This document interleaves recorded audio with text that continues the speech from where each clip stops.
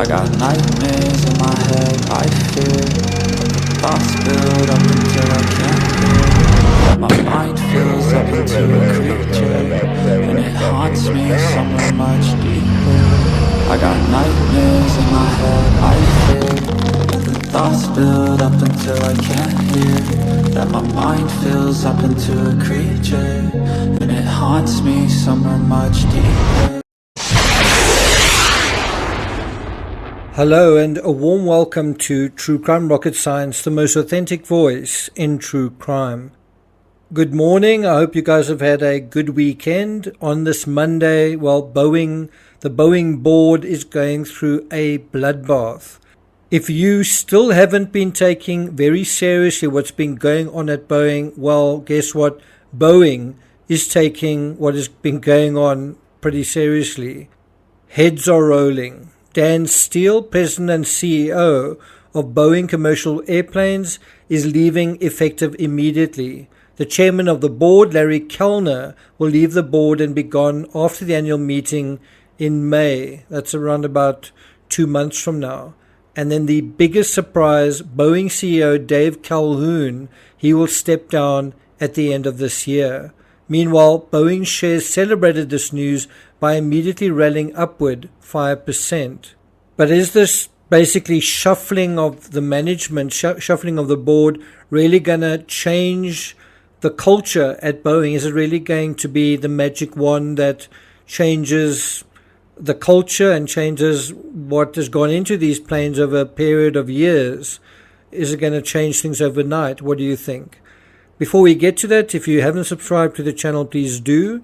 Bear in mind, I will be doing a follow-up to the analysis I did on the JonBenet Ramsey case in a similar format, so look out for that. If you're enjoying this analysis, and by the way, thank you very much for the $100 or so that some of you gifted via Super Thanks. Thank you so much for that. Appreciate it. If you're enjoying this analysis, please like, share, leave a comment. You can also hit the thanks button, and let's get started. Now, according to CBS News, quote, and this is what Calhoun wrote to employees on Monday. And I don't know if that's today. I don't know if that's earlier today, but he apparently said, as you all know, the Alaska Airlines Flight 1282 accident was a watershed moment for Boeing. We must continue to respond to this accident with humility and complete transparency. We also must inculcate a total commitment to safety and quality at every level of our company. Now, obviously, if John Barnett was silenced, then Boeing hasn't really changed. It's simply shape-shifted in an effort to make the company seem more palatable to the public. Since Barnett's death, we've heard news that Boeing is being investigated by the FBI. Now, think about it. If you were running the show, and if perhaps you were responsible for crooked operations, and the show you were running was now being investigated, wouldn't you want to jump ship too?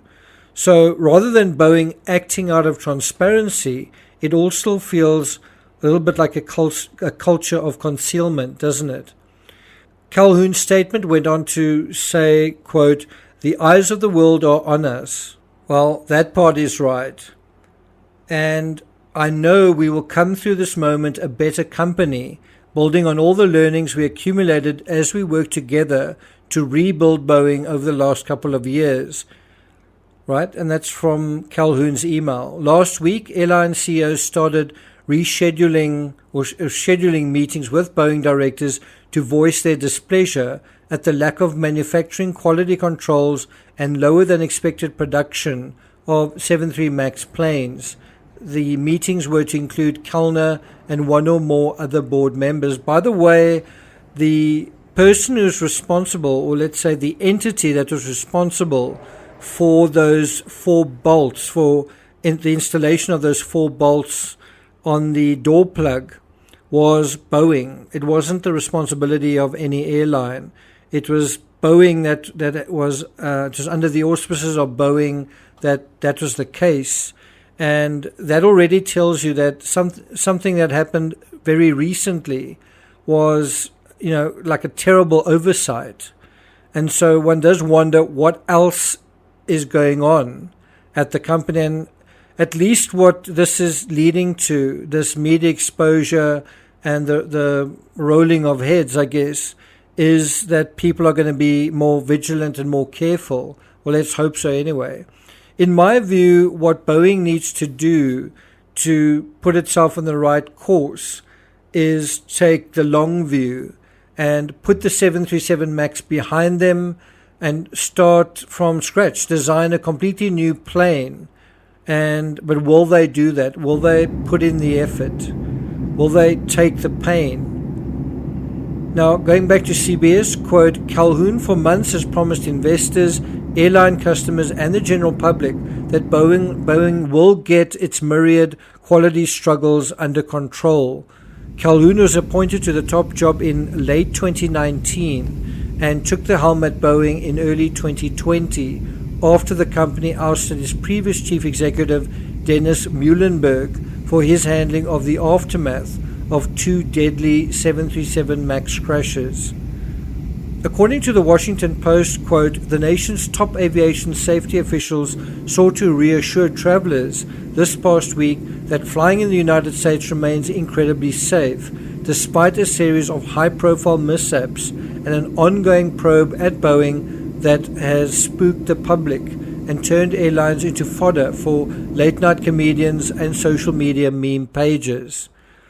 Now, if it's safe, right, present tense, if it is safe, or if it was safe, or if it's always been safe, why have Boeing essentially got rid of, however you want to put it, 3 of its highest ranking managers? And I say again, for 4 bolts not to be installed, that does seem to show a shocking lack of focus, lack of paying attention, lack of protocol. Anyway, going back to the Washington Post, quote, for now, the safety worries do not appear to be dampening Americans' enthusiasm for air travel. In recent polls, respondents say that they still view flying as generally safe. And Airlines for America, a group representing major carriers, forecast that spring travel demand will be up 6% compared with last year, predicting that a record 167 million will fly in March and April. End quote. Now, Boeing isn't out of the woods yet. The world, and social media in particular, is watching. This next travel season will really be the next real test. Another disaster within the next couple of weeks could rattle the already teetering confidence of the ticket-paying public. I'm not going to take it further than that. It is quite astonishing news, the heads that are rolling. But what we really want to look at, certainly from the true crime perspective, is the result of this FBI investigation. I'll keep you guys appraised of any developments in that regard. We also want to see news of the investigation into the circumstances of John Barnett's death. Thank you for listening, and I'll see you guys next time.